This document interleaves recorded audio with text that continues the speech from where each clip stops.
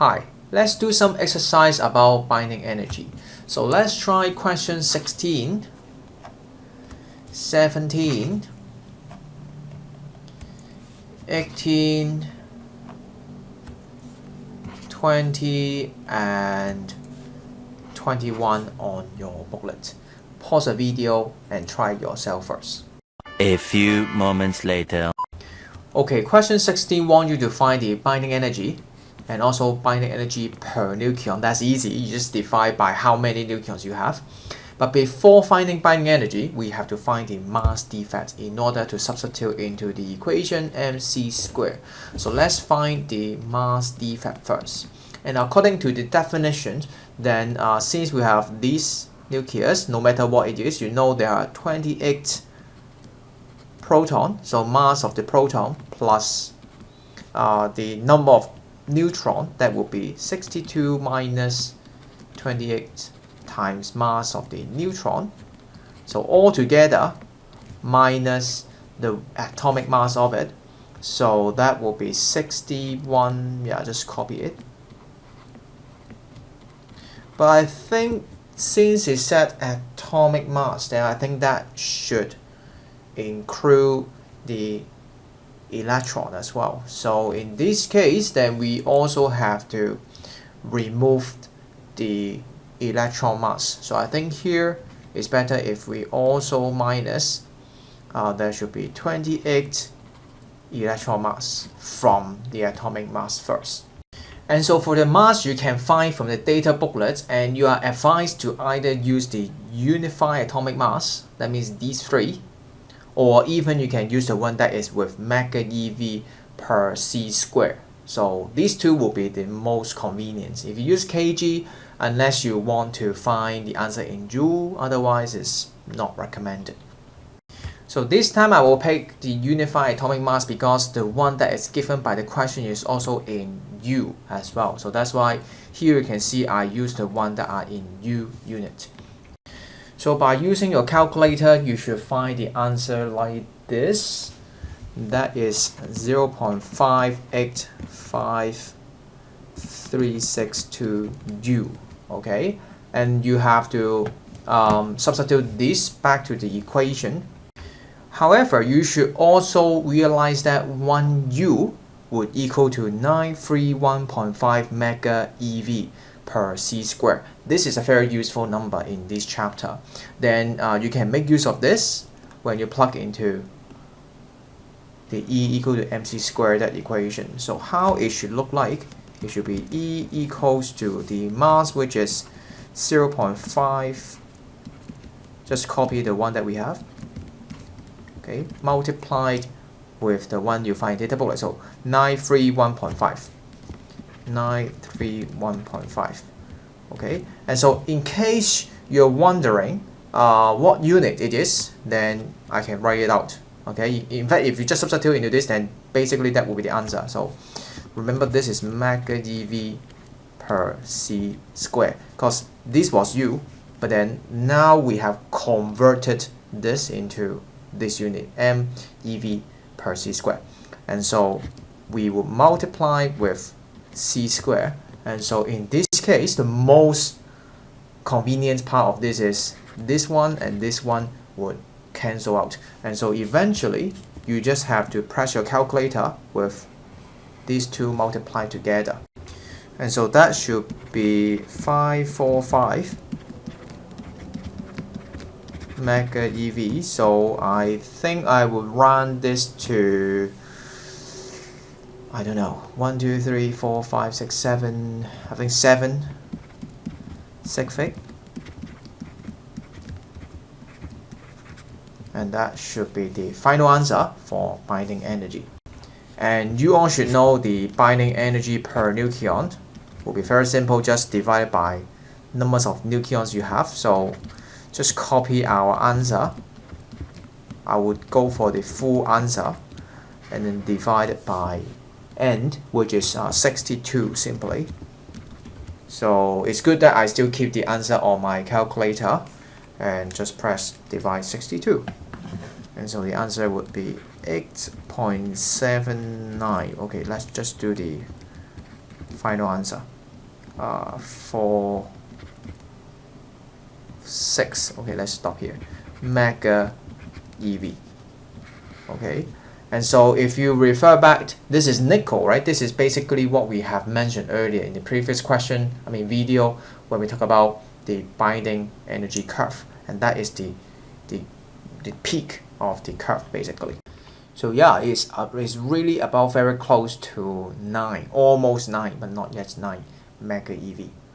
The next question is a very famous reaction called proton separation, and the question is trying to guide you to find out the details in 2 approaches. The first approach is rather simple, simply just find out binding energy per nucleon of the oxygen 16, and so we'll go for that first. So the way to do it is very similar to the previous question, where we'll rely on the equation E equal to mc squared, but before that we'll try to find the mass defect first. So the mass defect is going to be, because we have 8 proton and 8 neutron in 1 oxygen nucleus, so we'll add them together individually, and then we'll minus the nucleus as a whole, which is given here. And notice that once again it's atomic mass, so you will need to minus the electron mass as well. So 15.994 U minus the 8 of the electron mass. So similarly, after going through the data booklet and try to substitute into the equation, you'll find out the mass defect to be 0.137920 U. Similarly, we'll be using this equation and substituting the mass defect into it. And since this is in U unit, then we'll multiply it with 931.5. Am I right? Yes, that's correct. Right? And then you basically have cancelled out the C squared. And so eventually, that would tell you the answer, which is 128.47248 mega eV for binding energy. And then we have to find the binding energy per nucleon, and so binding energy per nucleon, which is the answer that you have, divided by the nucleon number, which is 16 for oxygen.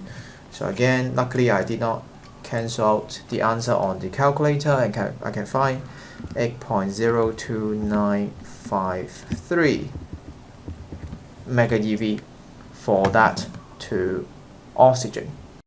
However, finding out the binding energy per nucleon is not a good approximation, because we are trying to find out removing the proton but not neutron, or a so-called random nucleon, right? So it will be much more accurate if you really try to look into after you rip off 1 proton for a certain approach, right? We are not focusing on that detail, but then let's say you can rip off 1 proton from it, and that oxygen, as you can see here, will become nitrogen. And in case you know the atomic mass of the nitrogen, which is given here, then we can use a better way to calculate it.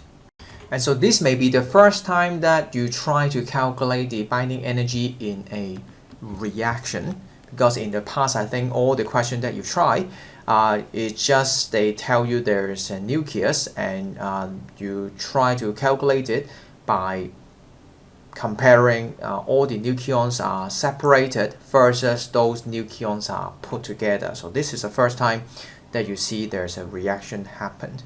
So let me show you an approach that I find for my student first. So first of all, this may not be the best approach. However, it may help you to understand why we want to do it with the other approach that I will introduce you later. So first of all, what you might be thinking of, like my student, is you want to find out the binding energy of this, and then binding energy of what happened afterwards, and then minus them. And so that means you have to find the mass defect for oxygen, mass defect for proton. Obviously it's going to be 0, however, for this one. And then the mass defect for nitrogen. And then you can find all the mass defect at once and then calculate the binding energy. So the equation will look extremely complicated, but then let's try to work it out. So what you might have is, for oxygen you have 8 proton and 8 neutron, and then you will want to minus it by the oxygen nucleus, and then you have to take away the 8 electron, right? And then that is what you have initially. Let's put a bigger bracket for it, and then you have to minus, because you want to find the difference between the two. Then you have to add up the mass defect from proton and mass defect from nitrogen. But for proton, as we said, you can't separate them, so the mass defect is simply be 0, so you ignore it, and so leaving you with only nitrogen, and that means you have 7 proton plus 8 neutron still, and then minus the total atomic mass, which is 15, but then you still have 7 electrons. So using this approach would still be able to find you the correct answer. However, I think this would be too slow if you every time using this approach you do, because in fact, if you think about it, you will find out these 8 proton and these 7 proton will be missing by 1 proton, right? Remember, they will be minus each other, and then these neutron and this neutron basically would cancel out, and so eventually what you will be having is simply having 1 proton minus 15, like the one that we have, and you will have an equation like this one.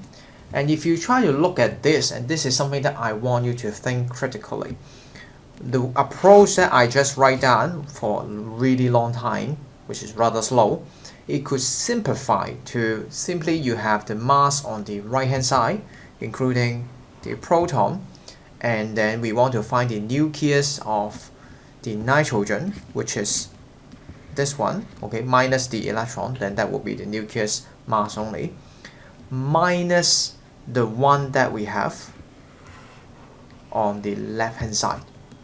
Okay, so that means next time you don't have to separate everything on the left hand side, separate everything on the right hand side and minus them, because eventually it's going to be the same if you think about it. So you just have to find out the mass difference basically between the left hand side and right hand side in total. So eventually, if you substitute with the values you find from the data booklet, you should find the answer for the mass defect to be this one, 0.013825U. And then as you know, what we will have to do remaining will be simple. Again, substitute back into this, and then you have the mass, copy, and multiply it with 931.5.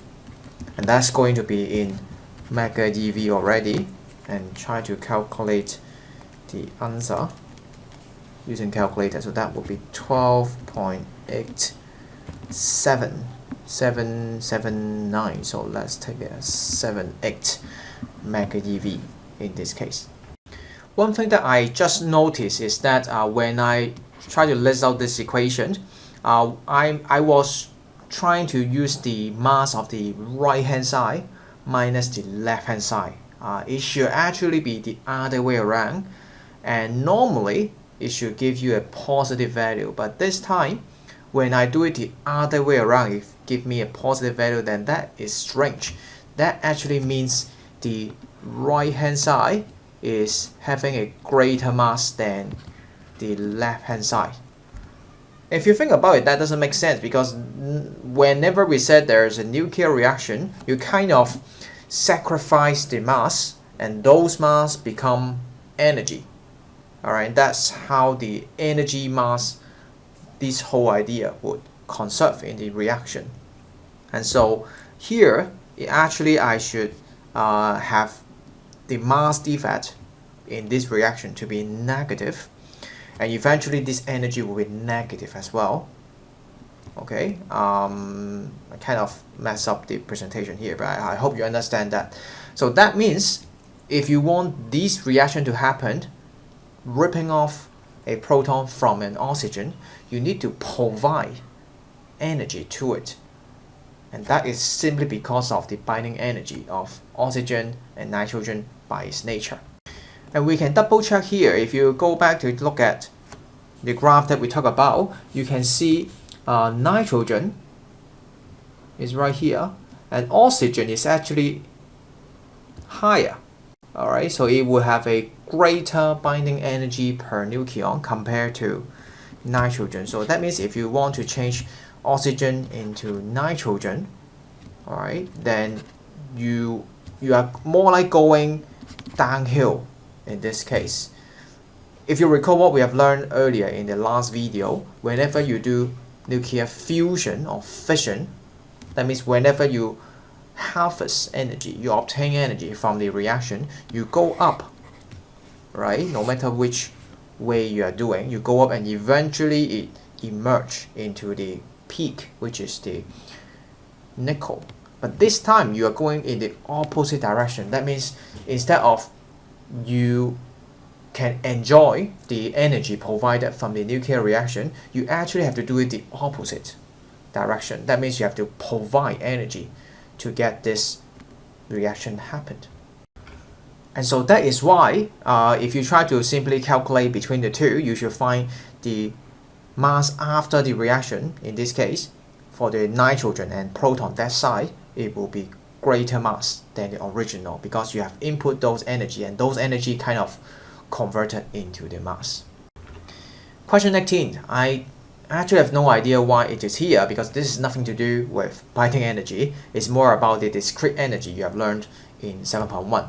But then let's just go for it very quickly. It's very simple.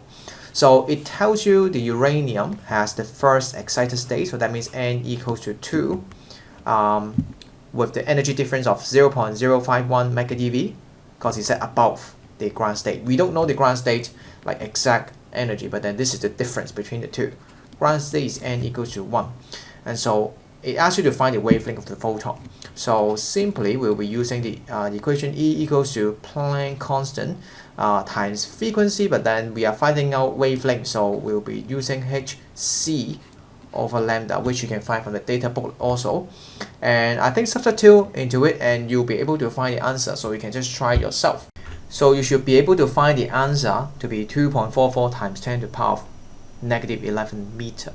And probably asking you which part of the spectrum it would be.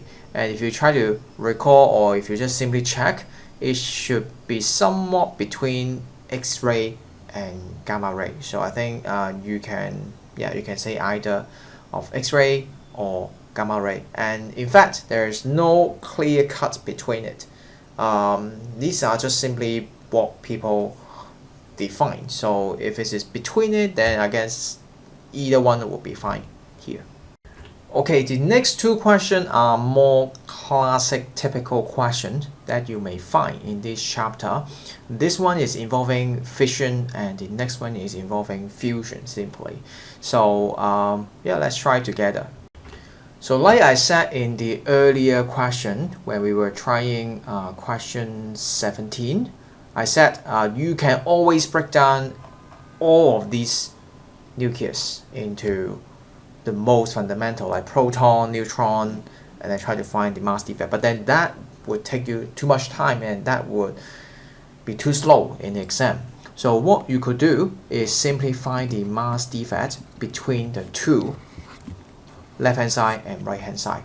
And normally if you expect these to have energy release, you should expect you have more mass on the left hand side, and then some mass again will be removed or sacrificed, and then that will become the energy that is being released in the reaction.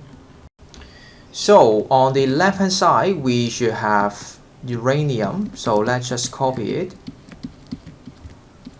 and then 1 proton, so let's put like this way, and then you will have to minus the 1 on the right hand side, and we have Z out. I don't even know what it is, but that's not really our concern, plus the other one TE,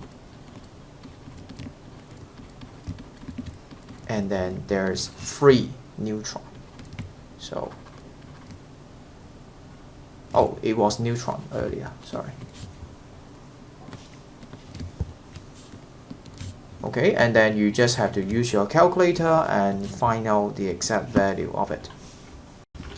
And so it should be 0.197332 as the whole number. And remember, for this chapter, you should always use your whole number, because you know the small number eventually will become so big in this effect when you multiply with c squared. So as always, next step, get it into the equation, copy the mass defect again, times 931.5 because of the unit itself, and so you should get the answer to be 183.8 roughly mega eV. So that's the energy being released in this one single fission reaction.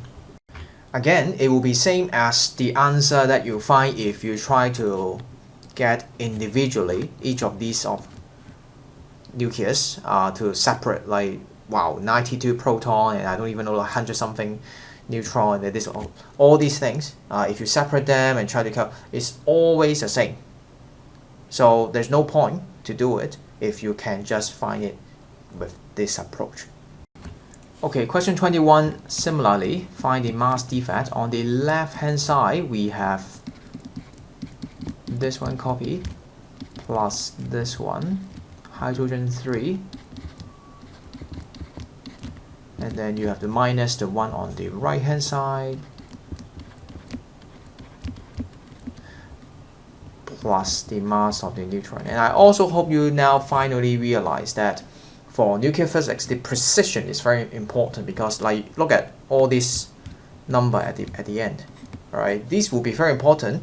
If you only look at, I don't know, like the second decimal place, probably you won't make any difference, right? If you look at this one, 2.01, 3.01, and then 4.002, and then there's 1 neutron. Probably that doesn't make a big difference, or the error is going to be very large. So that's why it takes really high precision for nuclear physics. Anyway, so this should give you the answer. Again, you can find the neutron mass from the data booklet, but then that should give you eventually the answer to be this one in the units of U.